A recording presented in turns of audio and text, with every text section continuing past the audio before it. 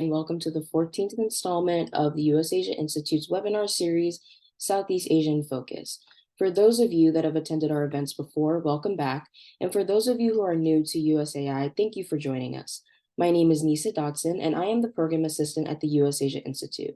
For a bit of background, USAI is a nonpartisan, United Nations recognized nonprofit with a 44-year track record of building understanding and strengthening ties between the people and governments of the United States and Asia. First, I'd like to give a special thanks to USAI's corporate stakeholders, SANS, AIG, ConocoPhillips, Fairfield Maxwell, Walmart, Phillips Morris International, and FedEx for helping to make this program possible.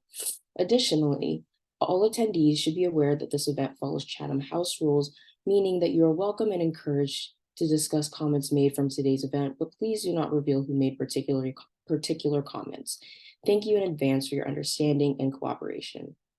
Now, moving on to today's program. The title of this installment of Southeast Asia in Focus is A Digital Boom, discussing the political climate of Southeast Asia in the age of social media. Today, we will delve into the complex effects of widespread social media use in the region, how it is used by the governments and citizens, and how it has changed the political landscape in countless ways. I will act as the moderator for today's webinar, so please feel free to send any questions that you may have for our speakers through the Q&A function or to me directly, and we will dedicate the last 15 minutes of the webinar to answering them. I am pleased to be joined by our speakers, Dr. Janet Steele and Dr. Nikki Chung. Dr. Janet Steele is a professor of Media and Public Affairs and International Affairs and the interim director of the Seeger Center for Asian Studies at the George Washington University. She received her PhD in history from Johns Hopkins University and focuses on how culture is communicated through the mass media. Dr. Steele is a frequent visitor of Southeast Asia, where she lectures on topics ranging from the role of the press in a democratic society to specialized courses on narrative journalism. Her book, Wars Within, The Story of Tempo, an independent magazine in Suharto's Indonesia, focuses on Tempo magazine and its relationship to the politics and culture of New Order Indonesia. Mediating Islam, Cosmopolitan Journalism in Muslim Southeast Asia explores the relationship between journalism and Islam in Indonesia and Malaysia. Awarded 2 Fulbright teaching and research grants to Indonesia and a 3rd to Serbia, she has served as State Department Speaker Specialist in Indonesia, Malaysia, Vietnam, Cambodia, Brunei, the Philippines, East Timor, Taiwan, Burma, Sudan, Egypt, India, Bangladesh, Jamaica, and Kosovo. The author of numerous articles on journalism, theory, and practice, her 2014 book, Email Dari Amerika, is a collection of newspaper columns written in Indonesian and originally published in the newspaper Surya. Her most recent book, forthcoming in October 2023, is called Malaysia Kini and the Power of Independent Media in Malaysia. Dr. Nikki Chung is a lecturer in digital culture and society at King's College London. His research interest sits at the intersection of media, politics, digital culture, and internet studies. He completed his PhD at the University of Nottingham in 2020, where he investigated cyber troopers and the online manipulation of political information in Malaysia. His doctoral thesis was awarded Best Dissertation in 2021 by the Association of Internet Researchers. Previously, Dr. Chung spent about a decade in journalism, including 6 years at Malaysia's largest English daily, The Star. As editor of its digital program Rage, he spearheaded digital innovations in journalism and led the team to winning international awards. Dr. Chung's column, The Bangsar Boy, featuring socio-cultural commentary about Malaysia, ran for almost 11 years in 2017, was published as a book by MPH Publishing titled Growing Up in Kuala Lumpur, 10 Years of Bangsar Boy. Thank you to Dr. Steele and Dr. Chung for joining us today, and I will turn it over to Dr. Steele first to share her insight on this topic. Well, thank you so much, Nisa, and everyone, please call me Janet. I'm rather informal. This is such an honor. I'm really pleased to be here, and I'm also thrilled to meet Nikki Chung because, he it turns out we have a whole bunch of mutual friends and a lot of mutual experiences, and I know he will keep me honest here, as I am of course not Malaysian. I'm an outsider, but I have spent the last 25 years studying journalism in Southeast Asia, and I'm going to share with you a kind of an overview, maybe the bird's eye view of the political and social situation there that has led to some of the things that I think that Dr. Chung is going to talk about. So I think I'm grateful to the US Asia Institute for having set up what seems like a really great program. At least I hope it will be. And now I am going to share my screen, and hopefully everybody can see it. Okay, great. All right, good. All right. Well, now why does it not move on to the next? There we go. Generally in Southeast Asia, I think there are a number of similarities between all the countries that we could talk about. And I think there are also a number of similar problems, all of which are interconnected. These are problems with the law. These are problems with corruption, problems with ownership of the media, popular understandings of press freedom. I mean, here in the US, of course, in basic civics classes, we talk about the importance of independent media, press freedom, but this has not been the tradition in these countries in Southeast Asia. And so that's an issue too. Journalistic professionalism. The Star is a great newspaper in Malaysia, but there are a lot of papers that are far less professional, and there are a lot of journalists who are far less professional.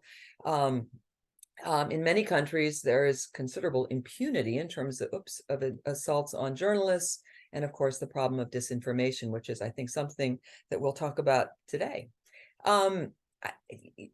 I have a certain bias, which is that my bias toward Indonesia, which I really believe has been a model for the region in terms of an authoritarian regime that gets toppled, and then we have some kind of reformasi, some kind of reform, some kind of new democracy.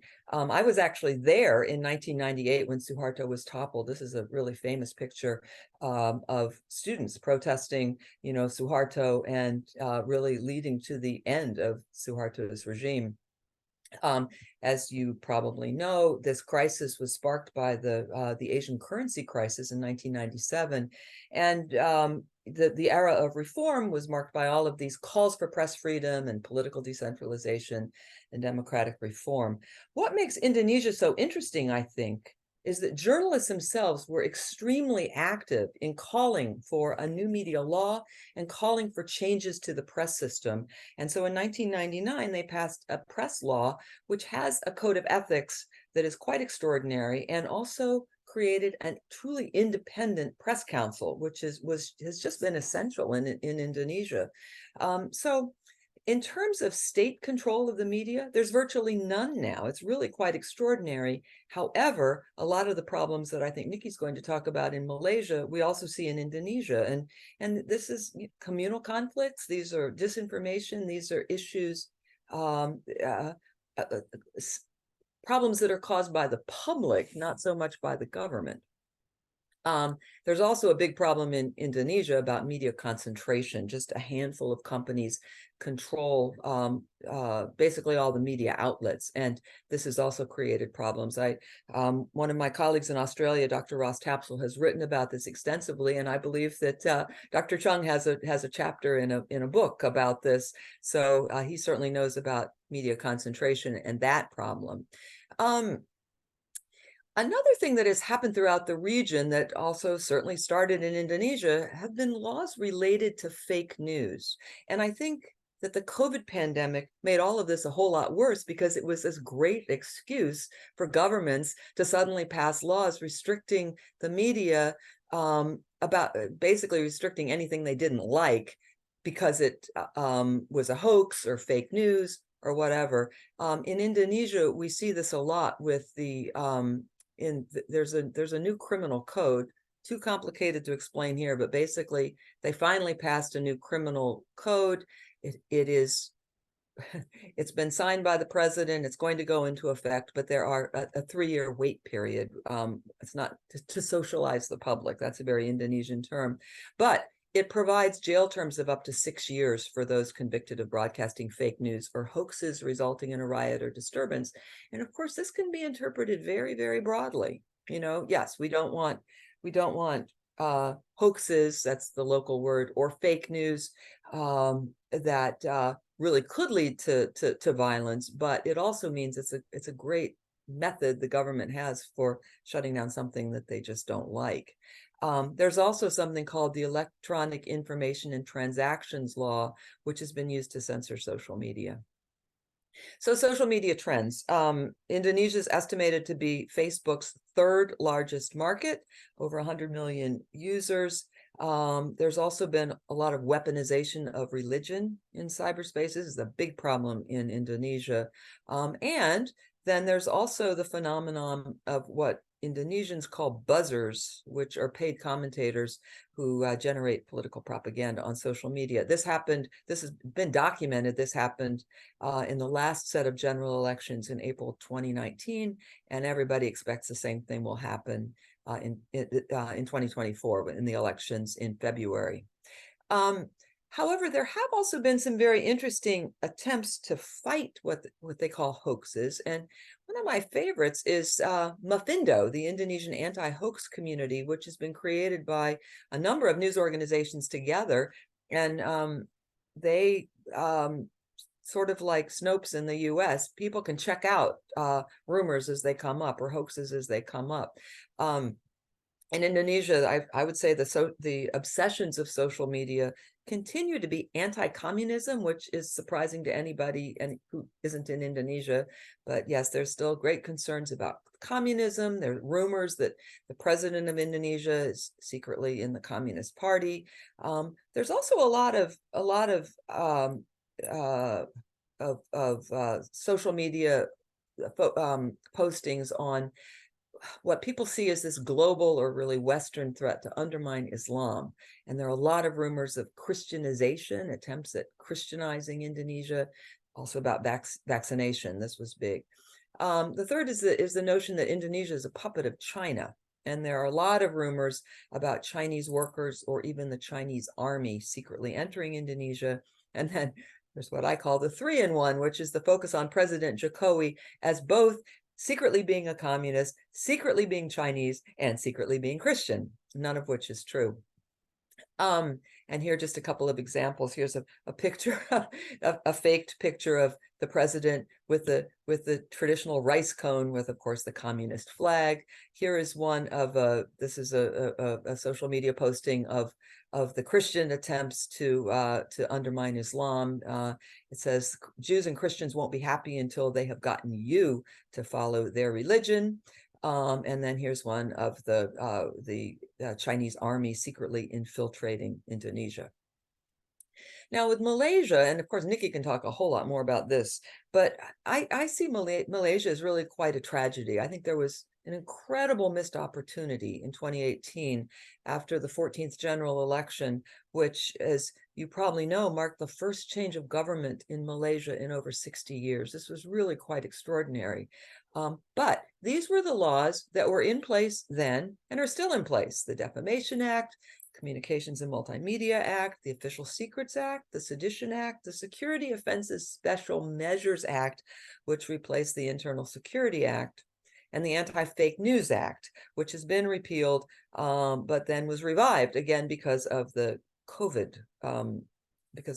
pandemic. As I pointed out earlier, the COVID pandemic was incredibly useful to a lot of governments in the region because it was a means of it was an excuse for cracking down on things that they didn't like.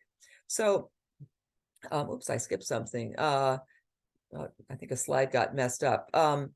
Basically, the thing that I argue that really is my mantra is that if you haven't changed the law, you haven't changed anything. And that was the sad missed opportunity of Malaysia, that I felt like they could have changed the law, but everyone said, oh, we've got this great communications minister, everything is going to be wonderful. Well, that didn't happen. And as a result of something locally known as the Sheraton move, the government got toppled, a new prime minister came on board, and nothing happened in the world of media.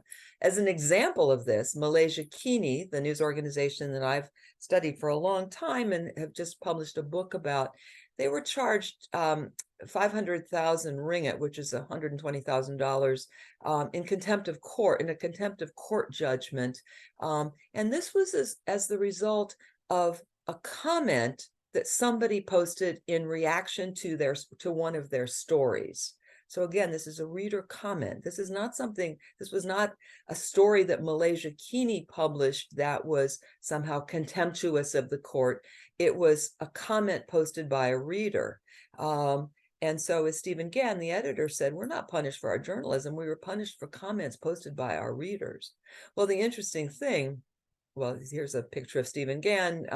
He said this was this huge fine was a body blow, but something that was quite extraordinary. In under 5 hours, Malaysia Kini raised more than the 500,000 ringgit in a fundraising campaign just from their readers. So, that there's bad news and there's good news that yes, Malaysia is still cracking down on things it doesn't like.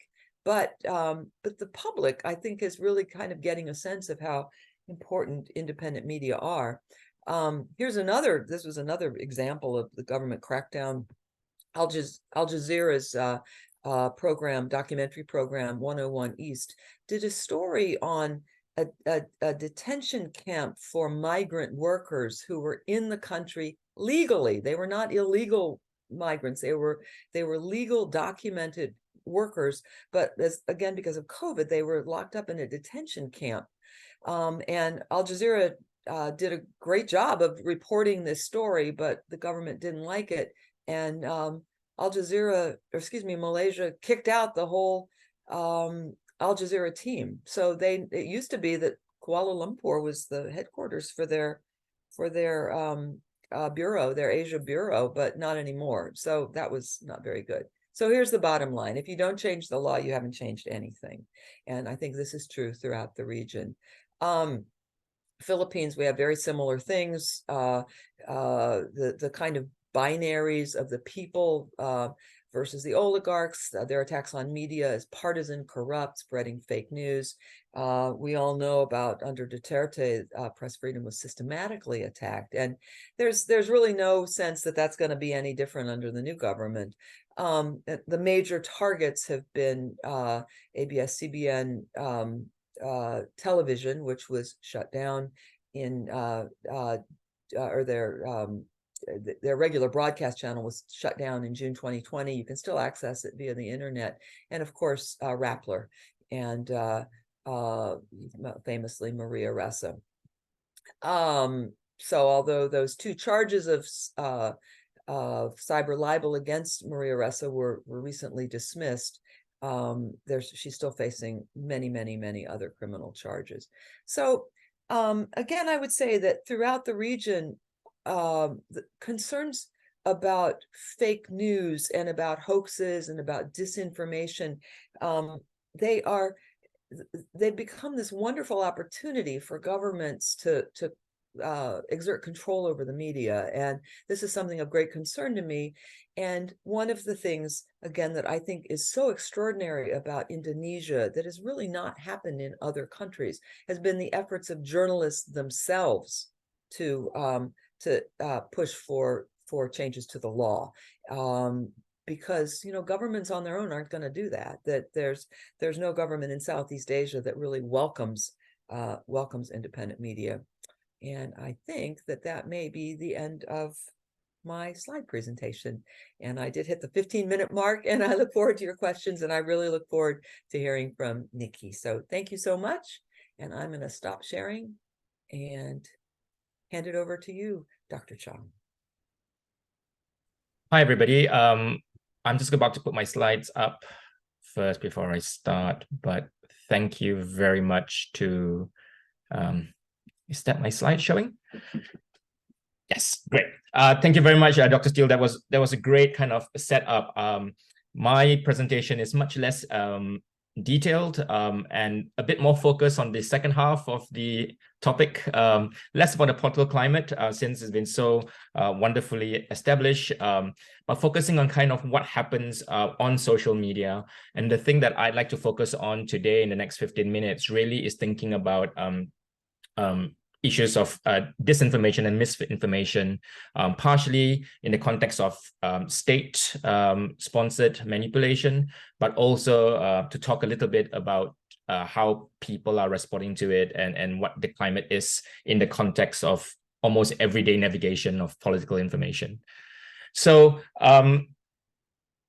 I've shared a few of my papers here just as a trigger to myself, just to kind of set up the stage. I've studied Malaysia. I've lived in Malaysia for 3/4 of my life. I'm based in the UK at the moment, but I came into academia quite late, and I started off actually as a journalist at the Star, which, you know, while Janet was very kind in saying that we practice proper journalism, but you know, nothing is as simple in Malaysia or Southeast Asia, in the context that yes, journalism practice is professional at the Star, but it's also owned by a political party that was in power, part of the regime that was in power for 60 years. So there are complications to that. A lot of my work in my research kind of brings insights from my own practice in journalism. In 2005, I was I was one of the people who created Rage, which is the online platform, at first targeting young people and then doing investigative journalism. But what was fascinating around that time, of course, was that was also the time when social media became kind of universal. You know, 2005 was when Facebook became available around the world. 2007 was when Twitter came around. 2011 was the Arab Springs, and all of those kind of things happening on social media, and how politics started getting mediated in this space away from what Janet talked about just now in terms of traditional media. So a lot of my work kind of focuses on this, but I try to think about it within the context of misinformation. And this really comes from my PhD studies, where I studied cyber troopers in Malaysia. If you've never heard of this term before, the closest thing that I would think that would be an easy reference to you would be the Russian trolls, or the 50 Cent Party, 50 Cent Army in China, which I think are probably two of the biggest groups of cyber troopers that is part of, you know, kind of mainstream political conversation around the world. So for me, cyber troopers, I had a very specific agenda with my PhD, in the sense that there was a lot of communication about conversations around cyber troopers for a very, very long time. But no one really kind of understood what it was. It was just something that we kind of, you know, the same way we use fake news as a way to kind of deflect from criticisms of us. We use cyber troopers to kind of deflect from anything that is critical that we see online, you know, without kind of thinking about critically engaging with the intentions, where they came from, who these people are. So my PhD actually worked with leaked emails, and I have about 1,000 of them coming from the state in Malaysia, which was giving what's the best way, instructions to recipients on how to kind of, what messages to send out, which platforms to use. So this was from 2011, 2012. So we were talking about blogs, for example, Facebook posts, and on Twitter, and all those kind of platforms. So when I came to my study, I wanted to kind of define what a cyber trooper is, and it's changed a little bit now because of the complications in Malaysia, and of course of the region, where you know, no party is stagnant and everything is fluid. Politicians move around quite a bit to their convenience. But what I kind of defined them was really kind of state-linked actors who use internet technologies to engage in any kind of activities related to the manipulation of information. And for me, this is very important, to secure the power. It was something that states were doing to stay in power, or to regain power, right? So this was for me very important kind of context. Excuse that picture from Doctor Who. It's the closest image I can find to represent cyber troopers. I think why Malaysian cyber trooper is so interesting, and why I wanted to kind of use this to talk about it, even though some of my work does kind of fit within the region, is because cyber troopers, I think, existed very early on, way before, actually, if we think about it, conversations around Russian trolls or the Chinese internet commentators were happening. We have documented evidence from state-owned newspapers quoting ministers talking about groups of cyber troopers that they had. At that time, it was almost used as a show of strength. This is how powerful we are in this new space called the internet. In 2004, in the New Straits Times, the party that led the regime that was in power for 60 years talked about its youth wing having these cyber troopers. And 2004, we have to remember, was in the very, very early stages of what we understand as kind of communication technologies and social media in today's context. So they were working on forums, chat groups, and all of those kind of things, as well as the blogs, and then now obviously on social media. And I'll end today's talk a little bit thinking about chat apps as well.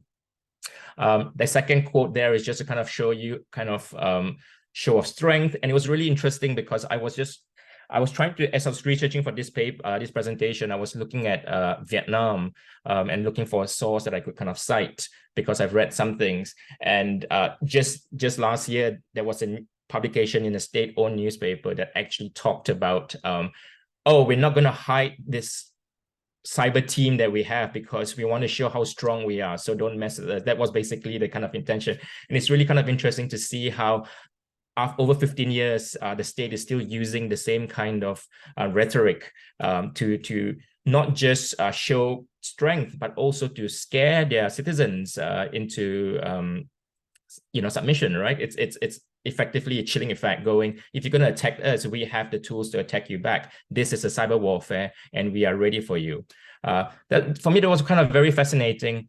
And my last line there was just kind of a throwback to the previous slide where I kind of question now the definition of state link in my thesis that I published about 4 years ago, because I think the Malaysian case and what Dr. Steele talked about just now with the missed opportunity in 2018, we've had 3 governments since then, and not the same people, but also the same people. In Southeast Asia, a lot is not the same and at the same time, and we've seen kind of these strategies and these practices being shifted and borrowed and used by all the different parties, that today I can't say that this is state linked because some people who are not a part of this current government are using this tactics, but because they were formerly in government, all that kind of complication. And I think that that's quite interesting for us to kind of think about, and certainly something that is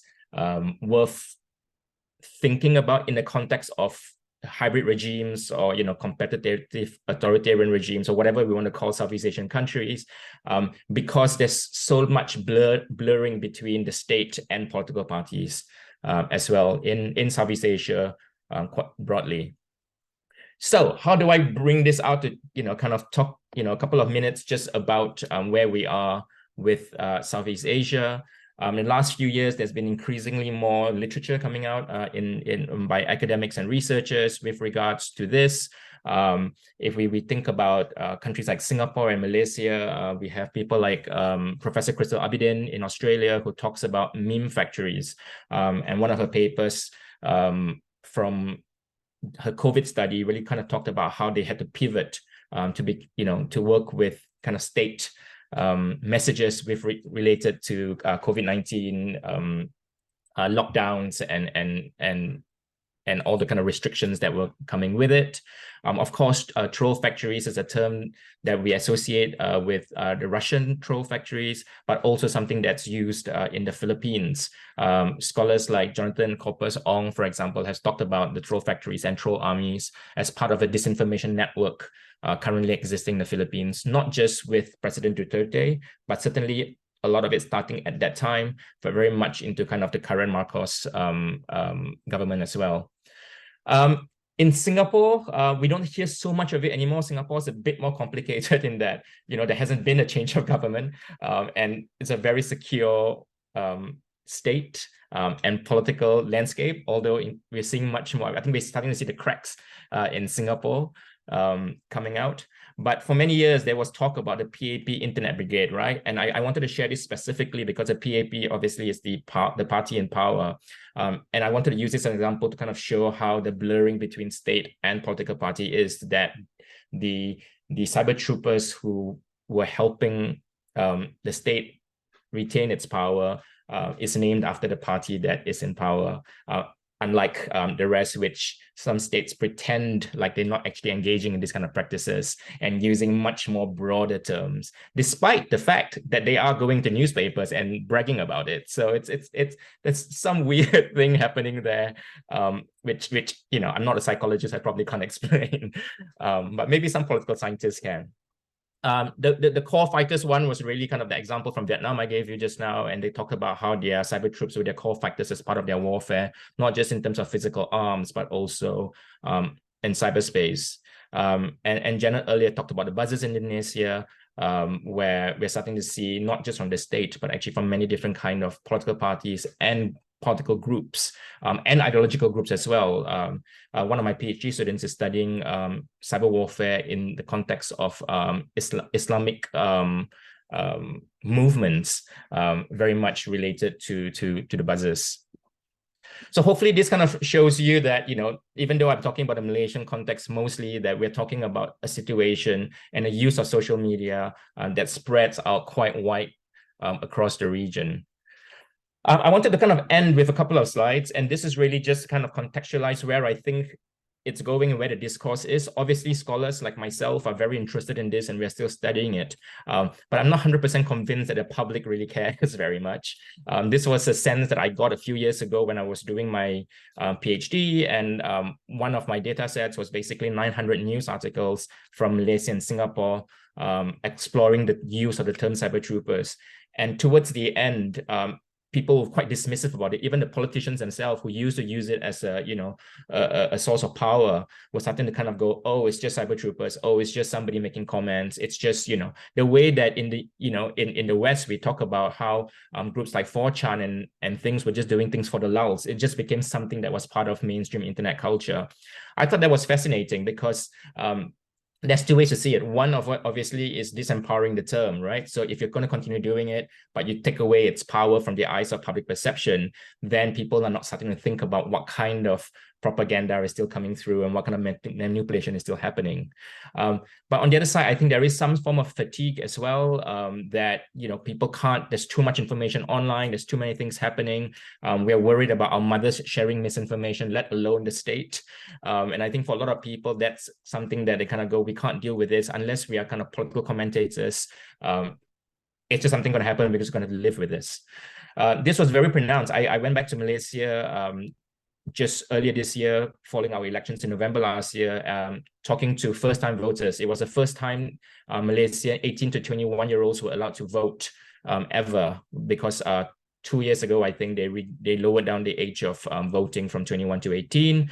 And I did a survey, and then I went in to do in-depth interviews with about 10 people who participated in my survey. And one of the things that really came out of it was that most of them haven't actually heard the term cyber troopers. They were like, what is that? It was a very kind of interesting concept that young people, and I just need to note that these 10 people were politically aware young people who were part of youth parliaments and political party groups and all of those kind of things. And it was something that we're not familiar with, except for the normalized speech of the term cytros that they see on social media. So, and it's usually used dismissively, like, oh, let's not care about them because it's just cytros talking, or the cytros are out because there's a new policy that's coming in place that people will be unhappy about.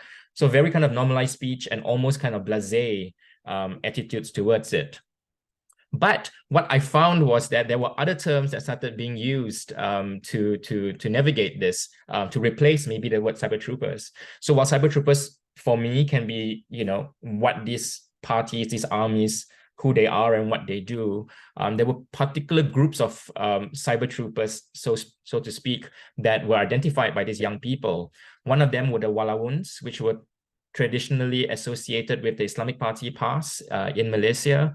And then when they were talking about DAP, who is a party that's now in power but has been in opposition for a very long time, are known as the Machais. And Macha is basically saying that you're somebody's kind of you'll do anything for these people.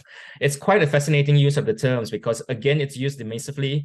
Part of it is used pejoratively, as in kind of, let's not take that seriously because they're just Walawuns making this statement, or let's not believe that because it's just a Machais. And I think that this has very interesting kind of context in the way that political speech is happening and being shared, because I think what's happening now is that the polarization is so strong that you, even if something was not disinformation or misinformation, that it was very easy to dismiss it as that and use it in arguments and debates against each other.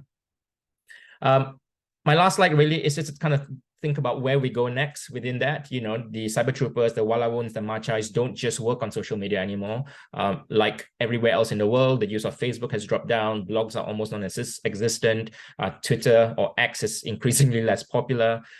There's a lot of movement to TikTok in terms of kind of visual culture with social media. But again, who knows how long that will last and which platforms are they going to shift? One thing that I'm particularly interested in is actually the shift to kind of WhatsApp and closed messaging groups, because it's less visible. And for me, if it's less visible, then it is much more insidious. And the paper that me and my colleague Amelia Johns in Australia wrote talk about how WhatsApp was actually the best space for this kind of misinformation, disinformation to happen, because the architectures, the logics, and the affordances of the atmosphere on WhatsApp allows for the formation of what we call conspiratorial publics, not just in terms of state-sponsored misinformation, but also that the nodes of people, people who complain about their parents sharing misinformation, for example, or even young people who admitted to sharing certain things among themselves, allow for a lot of misinformation to actually flow and context getting stripped off when you're just working with screenshots and when you're just working with recontextualizing posts that we've seen before. So I'll end there because time is running out, but also I want to give space for questions and answers. But I'm very happy to, I mentioned a lot of readings. If anybody wants to drop me an email, I put my username there. I'm on most platforms using that username. I'm very happy to share the list of readings that I mentioned. I usually have a QR code, but my website is down at the moment, so I can't actually create a page where I can actually list it all out to share with you. But I'm very happy to do that if you get in touch with me. Thank you very much. Thank you so much for that, Janet and Nikki. Nikki, there's actually a question for you. How has Rage developed since you helped found it in terms of navigating disinformation in Malaysia? Yeah, so thanks for that question. So that's quite fascinating. I haven't worked with Rage for a while. I obviously know the people that are still there. Rage doesn't specifically deal with disinformation, but what they have turned the platform into since I left was to do much more investigative journalism, but going down into the kind of work that they're doing, specifically working with communities, for example. So they'll do a documentary or investigation into kind of refugee crisis, for example. They'll talk a little bit about kind of politicians and the elections, for example. So I think that the agenda there really isn't as a platform to navigate disinformation, but what they're trying to do is introduce a new form of journalism using digital technologies, using kind of to evade certain kind of rules and laws that Janet were talking about, which could give them some space to do the kind of work that they do in order to kind of spread more accurate information as opposed to navigating disinformation. I actually wrote a chapter called Internet-led political journalism related to the online news site that Janet studied with Malaya Sekini, thinking about kind of the affordances of social media and the internet that allowed this form of journalism to flourish. And as somebody who used to be part of it, I'm really glad to see that they're using those kind of techniques and strategies in the work that they're doing. Could I ask Dr. Chung a question?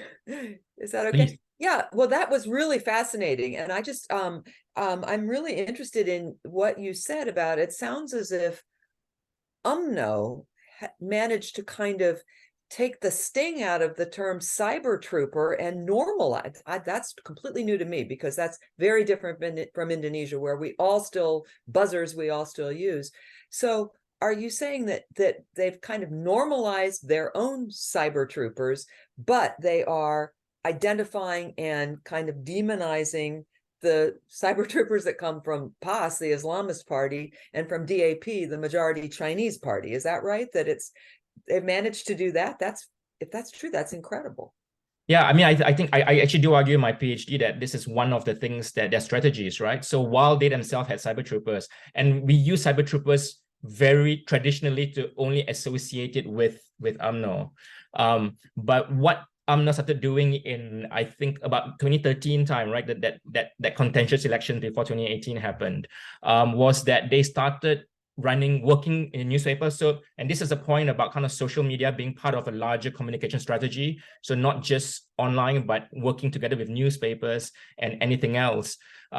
So there was, I don't know if you remember, Janet, but in 2013, there was all of these attacks on DAP, which was at that time the opposition party, and their Red Bean Army, the so-called cyber troopers for DAP. And actually, when I was doing the study and I was looking at all of the newspaper articles and things, there was no evidence that this Red Bean Army existed.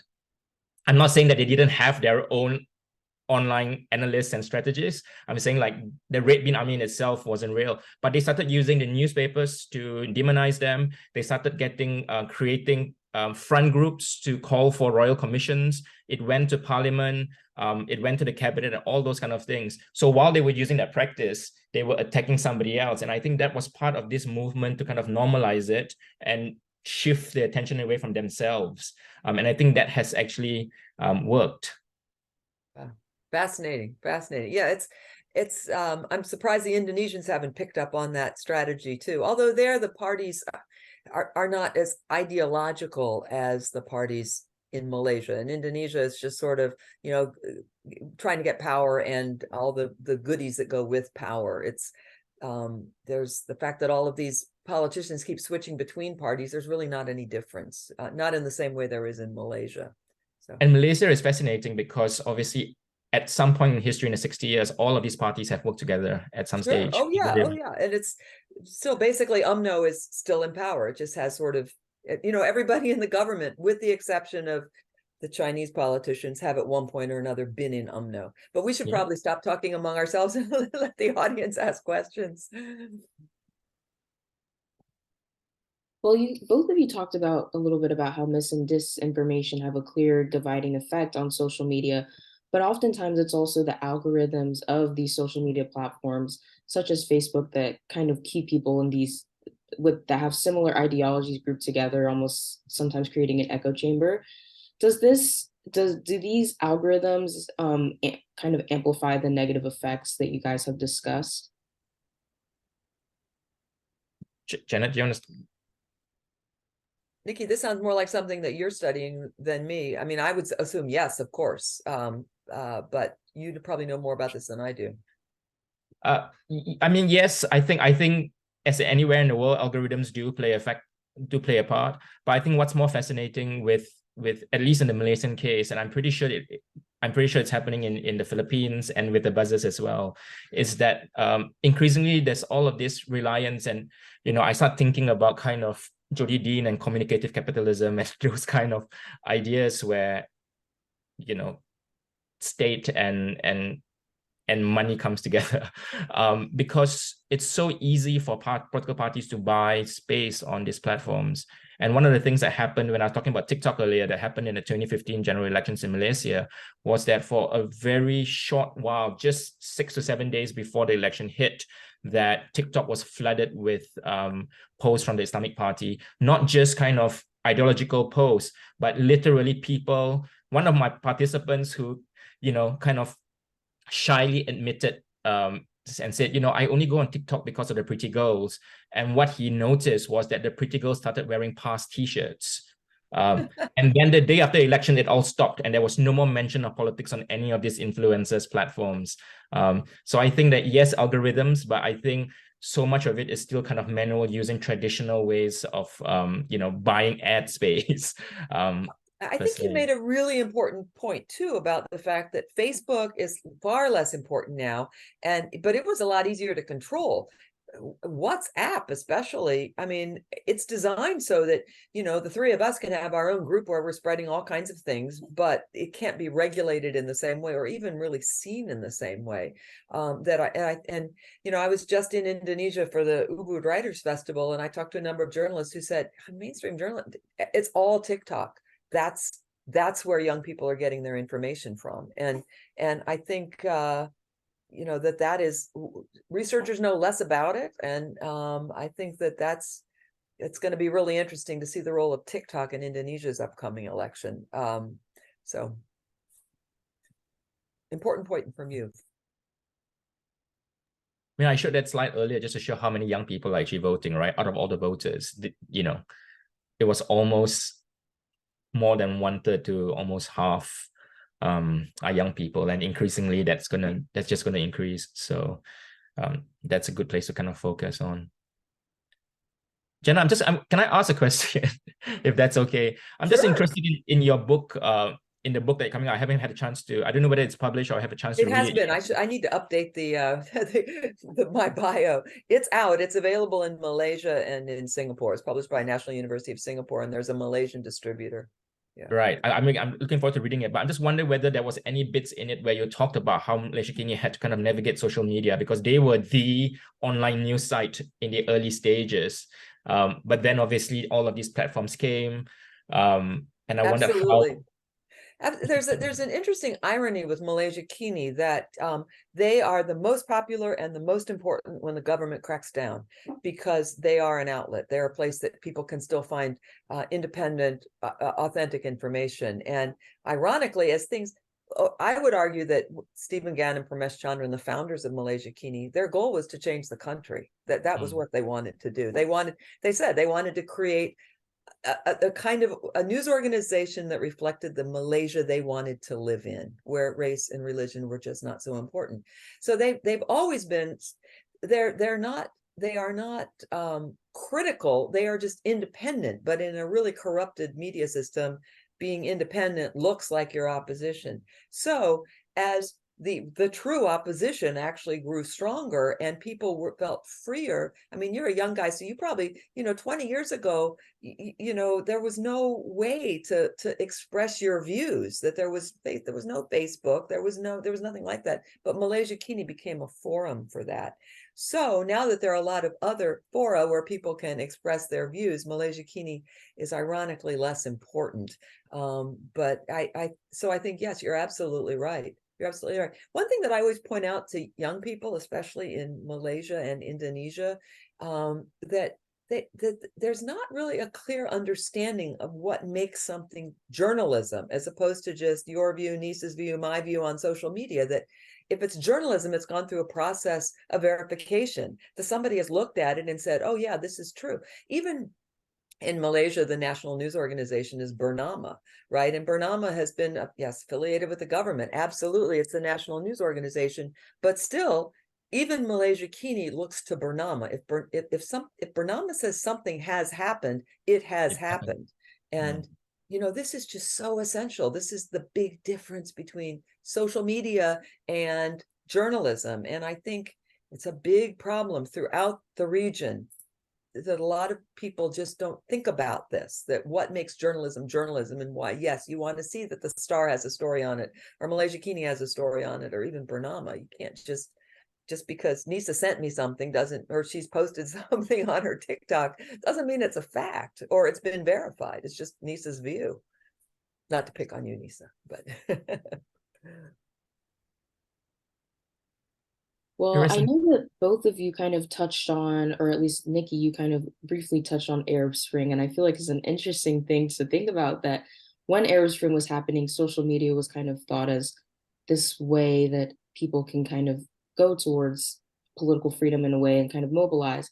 But now social media has kind of been utilized by a lot of governments as a tool, to kind of advance their political wants and also censor people. So I was wondering if you guys still have that kind of view of social media, that it can be used as that kind of tool to mobilize people into political these political movements, and how the way that governments have been using it and how it's kind of clashing and which ways, yeah.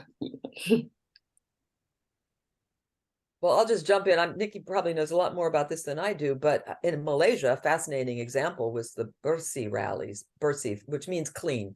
It was simply a movement. It was a popular movement for free and fair elections.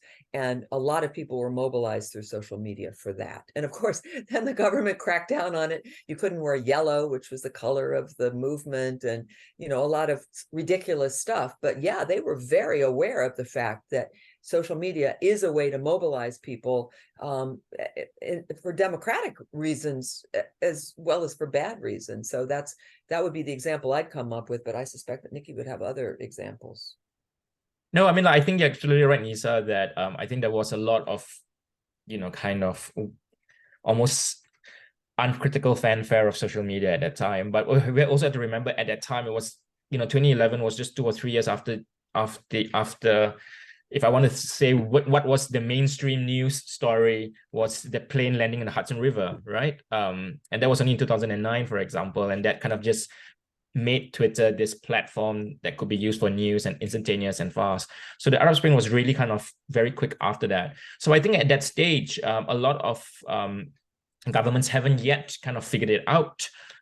For example, and I think that in Southeast Asia, all the governments were much slower than the opposition parties and things, because the opposition parties and anybody else who were kind of trying to get rid of the governments had to find any possible way to reach the public, because they had no access to mainstream media. You know, and that's why things like Malaysia Kini is so important. But I think as that time goes on, I think it is only to be expected that governments would start clamping down, for one. Number two, introduce fake news laws. Malaysia and Singapore were one of the first countries in the world to introduce fake news laws because of online content, and to start, you know, banning online social movements and the like. But I will still say that despite all of these things happening, social media and technology has a massive role to play. You know, sites like Malaysia Kini are still crucial, if nothing else, but to maintain standards of journalism, so that mainstream media are forced to keep up with it. For example, when 2018 happened in Malaysia, I spoke to colleagues at the Star, and they go, now that we are the opposition newspaper, we really have to up our game, right? This is why things like Rappler in the Philippines is being so clamped down on, because they know that the work that they're doing is still so important.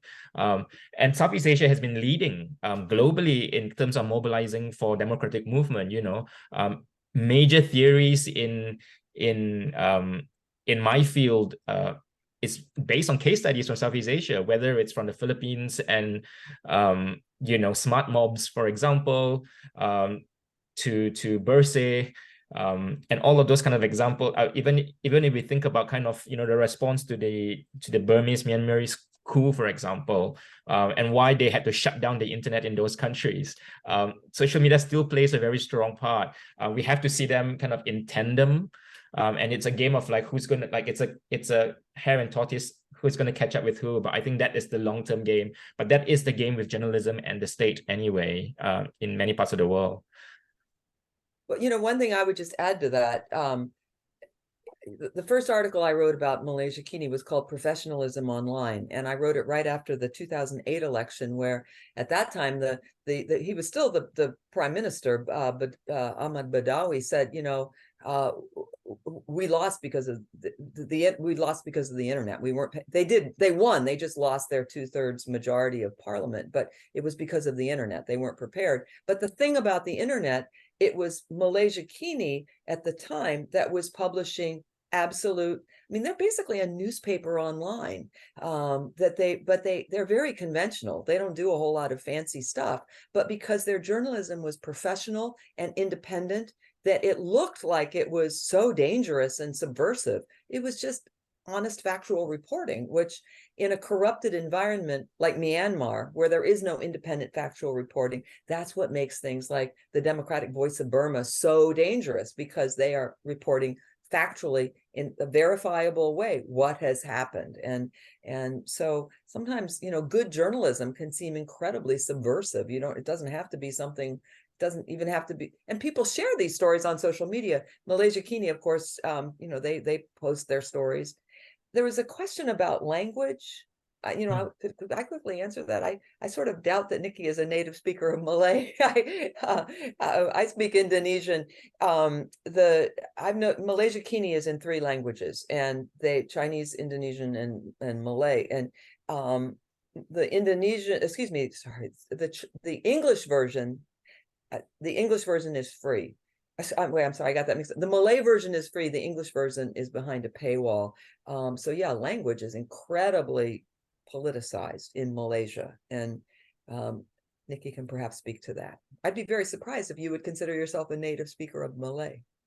I would say that I'm a very fluent speaker of Malay because it was the medium of instruction in my school. Really? So Really? I went through my whole Okay, education okay. system in Malay. I stand corrected. Sorry about No, it's fine. I went to government school. So primary school to finish 12 years, 11 years. A little bit more rusty now that I'm not in practice, but fairly fluent. But I think the question is absolutely correct. Most of my it's very hard in kind of doing research from abroad and those kind of things, that I try very hard to be as inclusive as possible. So with the interviews that I did, I could not get people outside of Kuala Lumpur and Selangor. Although I tried, I went up to Perlis, to Johor, but it's just 1 or 2 people. I tried to be as inclusive as possible, and I could conduct my interviews in English and Malay. So I basically went with what was most comfortable for the participants. But language plays an important role in the political structure just because of how much is associated to race. And I think race is the key factor. The language is how it's communicated. But the thing about the Islamist Party and UMNOR and even Keadilan and DAP being seen as a Chinese party is that race is fundamental to the structure of and the social fabric. So if you wanted to reach the Malays, then you would try to engage more in Malay, even if the Malays can understand English, as a way to kind of signal nationalism, more so than just trying to get people who don't understand. But there are big communities who don't speak English as fluent as myself, for example, which is necessary.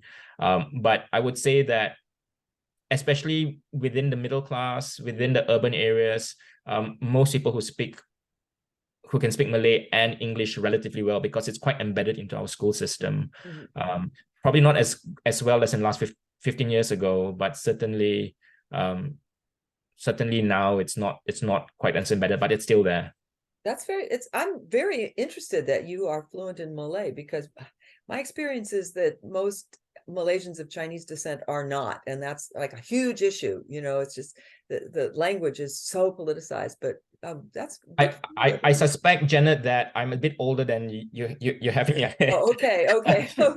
Just in the sense that you're absolutely right. I think the last 15 or 20 years, when I go back, I'm very shocked at the level of adoption of language. But very much in my generation, at least when we were in school in the 90s, in the 80s and the 90s, it was a medium, still fairly bilingual in the urban areas.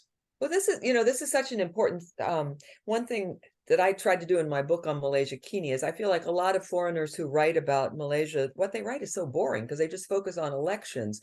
And as we've said, elections don't really change anything. So I was trying to look at these intractable problems of race, religion, and how Malaysia Kini navigated its way through these, because, you know, these things never really change. And they're so fraught, they're so dangerous. If you write the wrong thing, you can get shut down. And so it's a really interesting, and, you know, sadly, I don't think that still hasn't changed, you know, it just, and I hope one day it does, because Malaysia is such a wonderful country and Malaysians are such wonderful people, and they just deserve a better government, in my view. And we have opportunities for that to happen. Right. And that, I think that, like what you say, is the saddest story, part of the story. Yeah.